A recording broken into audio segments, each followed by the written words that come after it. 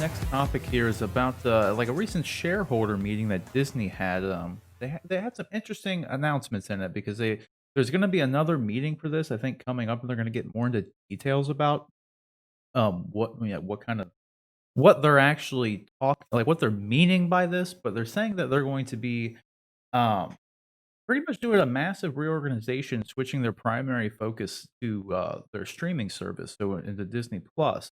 And it's kind of we've been talking about this before, at least especially recently as of late during the pandemic and everything with, the movie theaters being in the state that they're in right now. I've kind of stressed and we've all kind of stressed here that, you know, the theaters got a good chance of just going away forever. And if the theaters go away forever, it's not just like, oh, everything will be fine because we'll just watch it all on streaming. Yeah. There's a lot more issues that come with it because like you're not gonna be like making $2.6 billion by putting a movie on Disney Plus. So like the when you go to make them, like when these studios go to make movies, if they're not gonna be like guaranteed these big returns, like a Marvel movie, for instance, making $1 billion is not gonna happen anymore. So they're not gonna be able to make the movie for 200 million, Like so they're not gonna be able like studios are gonna have to pick and choose how much they can like spend on movies if theaters just completely die. And it's just there's just so much that comes with it just financially that that's what has me worried about more than anything, 'cause it means, like, we could get less movies, we could get lower quality movies, we could get less and lower quality movies, 'cause nothing would indicate that we're gonna get more and better movies out of this, because just given, like, in Netflix, for instance, Net for every one good movie on Netflix, for every one Irishman that cost like $300 million or whatever Scorsese needed to make that movie, and they definitely didn't see no 300 million return on that movie.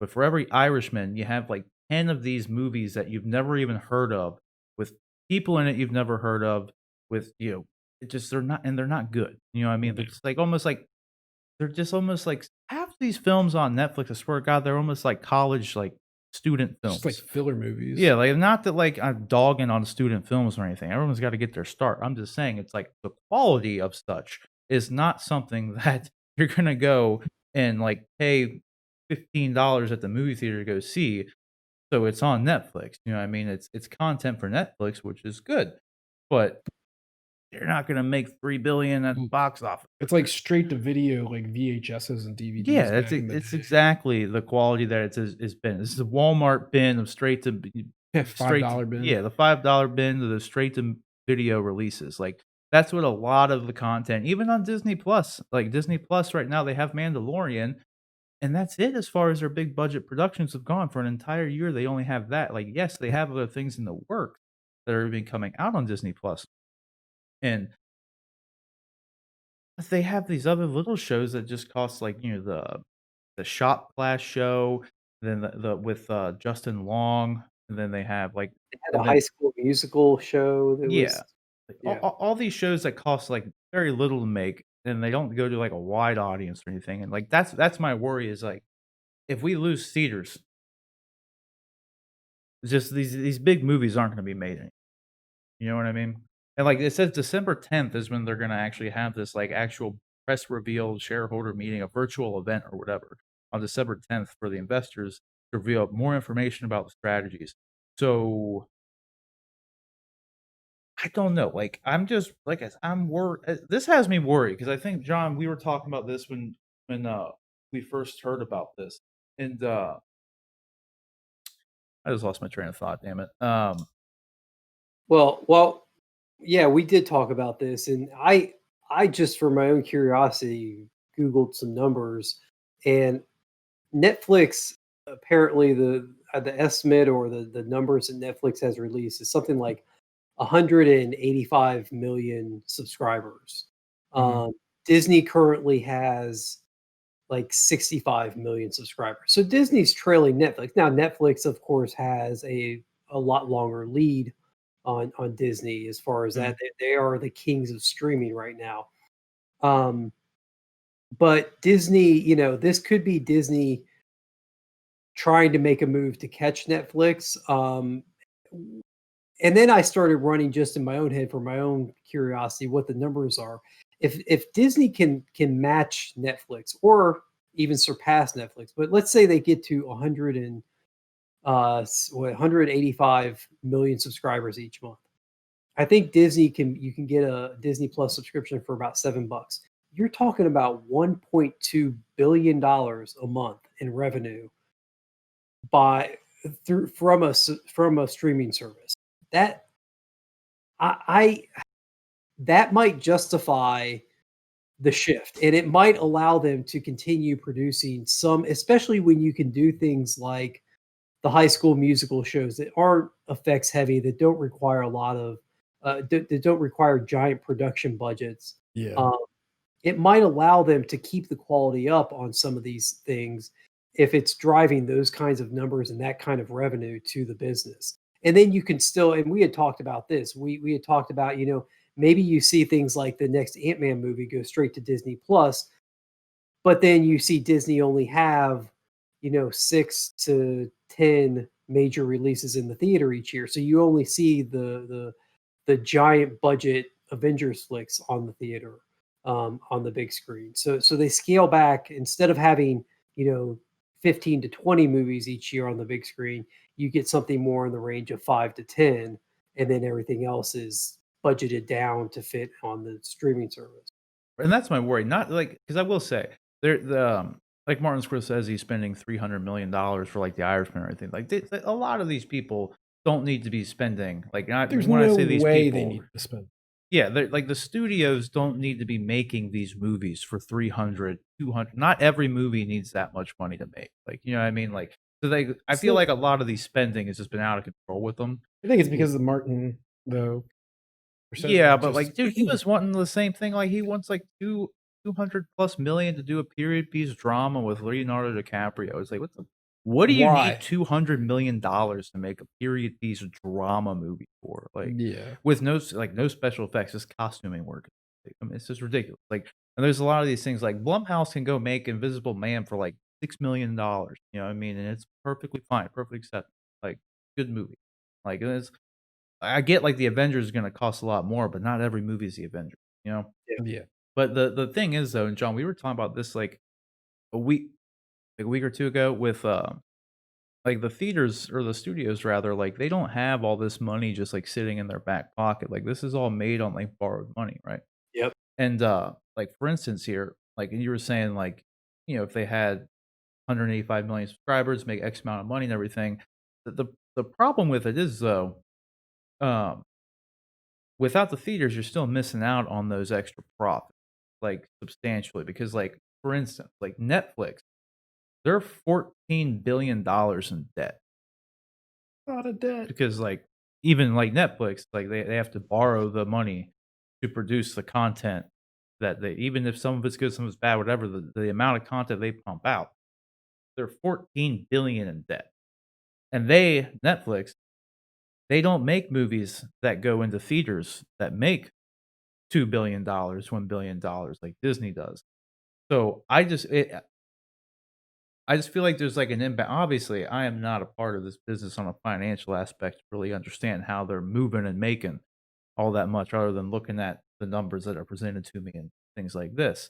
But It's my understanding though that a lot of this push to get into the streaming space and a lot of like Netflix, the reason Netflix is able to be $14 billion in debt is because of the predictions or the look at future possible earnings. I'm not sure if Netflix is available in China, but you're looking at, China and India with markets that have billions of people. I mean, 185 million subscribers is great, but it's small. It's very small compared to 7 billion, 8 billion people on the planet. And as internet becomes more available to more and more people across the globe, and as they can bring these services to more and more people, those numbers are going to. I think what the thinking is that those numbers are going to jump exponentially. Instead of seeing 185 million subscribers, you'll see 500 million subscribers, maybe even a billion subscribers to a service, and they're kind of trying to trying to cash in on that future market today, by focusing their efforts there. That makes sense. I mean, Yeah. if I could see if the theaters were to die, I mean, that would obviously make people subscribe to these services a lot more. Like, you definitely see more of it. But I don't know. I just don't know if, like, financially, like, without having, like, a guarantee that, because that's the thing too. Like we were talking about before, like, we know, or there's plenty of people out there who will just subscribe like month to month, and then they'll cancel their subscription once they're done watching the show. And, like, I wouldn't fault anybody for doing that with, like, Disney Plus right now, because there's just, unless you have kids and want the back catalog of stuff, the only thing they have on there is Mandalorian, really. Like, and that was done a year ago. But I don't know. My main worry with this, like, I'm sure, like, the financials would obviously work out at some point in the end, because yeah, like, even 100 million people paying 7, 8, $15 a month for your streaming service, like, that's a ton of money. Like, you're just literally just swimming in money at that point. My only worry, though, is just that I just don't want the films to suffer more than anything. That's a Like, good point. I don't, that's Right. really I it. mean, we all suffered through the CGI growth of the 90s and early 2000s, when CGI was good at times, but it was also really bad for some Horrible people. and some other stuff. And Yeah. you don't want to see Mhm. that quality take a dip, because we have a certain expectation now. We've seen it, what it can be and what it should be, and you don't want to see that drop. Um, so yeah, I definitely agree that that's the last thing we need, is for the quality to take a hit, just so that they can try and cash in a little more.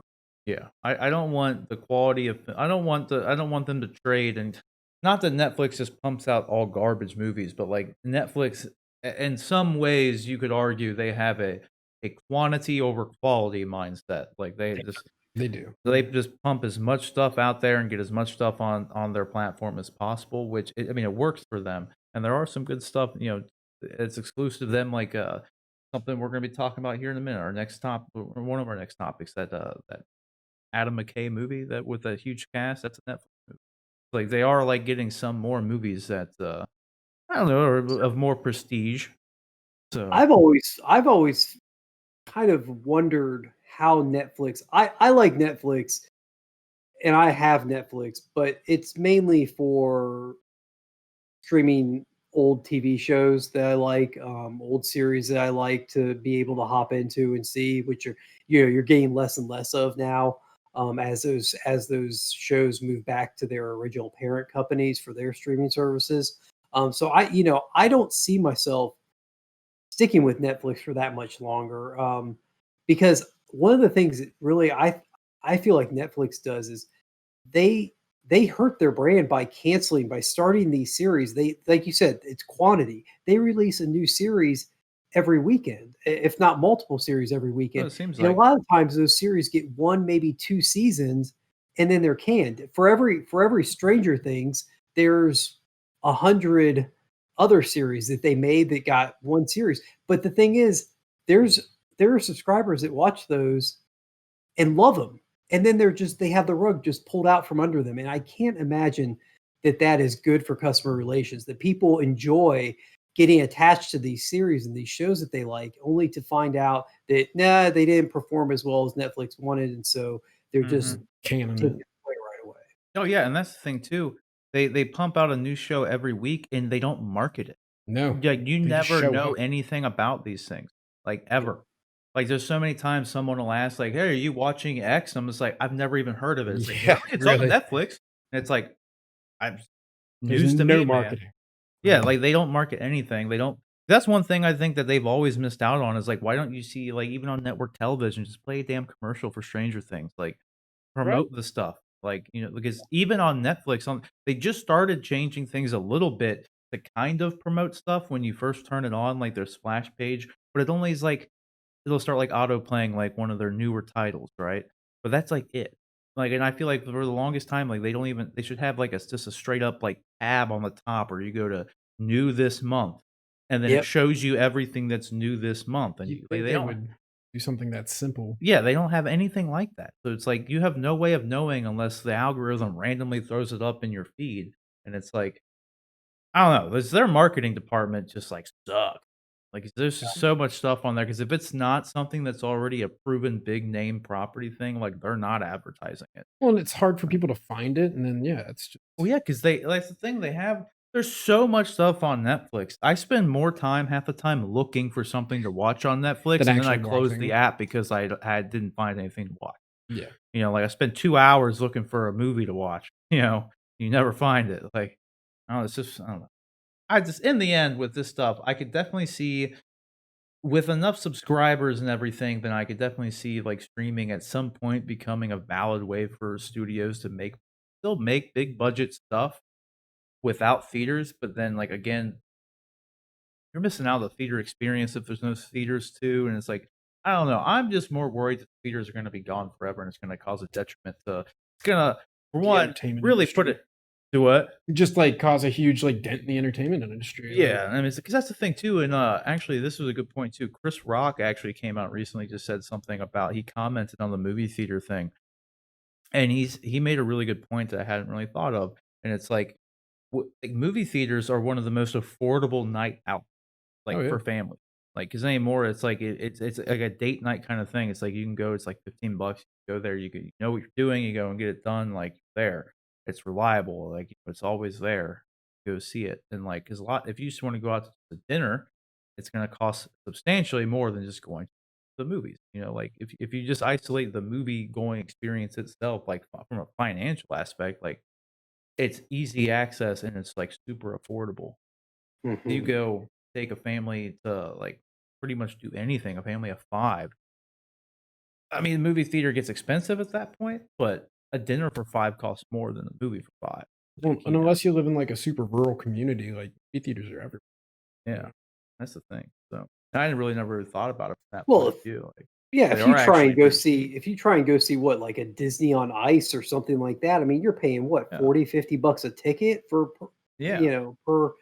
per person in a family? So yeah, compared to something like that, it's Yeah, or even like a sports game, you know, a sporting event, oh they yeah, oh god, a I mean, sporting event is like And yeah. that's not even including like snacks and stuff yeah, like that. exactly. So it's like and Mhm. I literally it was just I had never really thought of it, but like yeah, because you always think like especially like me having kids and everything, like it is expensive for me to go out and take everybody to the theater and everything. But when you actually start thinking, well, yeah, but I guess 5 tickets to like even like I don't know, like the museum or something would probably cost more. 5 tickets like we're at like to a sports game, whatever. Like movie theaters are actually a lot cheaper than a lot of other things, and they're always there. And it's typically if your theater's good, a good experience. So Yeah. I don't know. Like so I don't know. I find it hard to believe that theaters could go away, and I also find it hard to believe that movies would kind of be made the same without them. So that's I don't know. We'll just have to see where it all goes. I guess we'll know more about what they're talking about Disney wise on December 10th. And 'cause I think I brought up to you just to close this topic out. The main thing that I think I initially thought of with this is that with someone as big as Disney as a production company and a studio head, shifting gears and focusing on their streaming service, I could see either A, all the other studios following suit and really pretty much putting the nail in the coffin on theaters, or all these other studios like WB and Universal and all these things, they just got a lot more free real estate than the movie theater industry. Because Disney for the last 2 years has had a record breaking box office. Like I think it was like 5 billion and then like 7 or 8 billion the next year, something along those lines. Like they've made more money in the box office the past 2 years, like than any other studio in history. And if they're going to be producing more content for streaming, that opens up a lot more theater dates, show times for a WB movie or a Universal movie, whatever. They don't have to compete as much. So we'll just have to wait. I don't know. Question is, guys, what do you think? What are your thoughts on this whole Disney focusing on their streaming service?